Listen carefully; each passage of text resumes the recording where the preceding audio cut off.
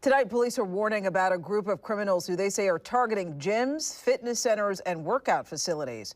On April 30th, Beaverton Police say that the suspects in these photos stole a person's credit card information while the victim was in a local gym.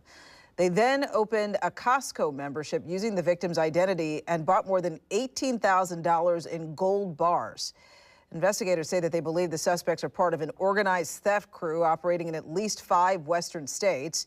Police say that they steal wallets, credit cards, and other items when people are working out. Then they go to nearby stores and make large purchases for things like electronics, jewelry, or gold bars before victims realize that their cards have been stolen or are able to cancel them. If you know anything or recognize these men, you're asked to call Beaverton Police.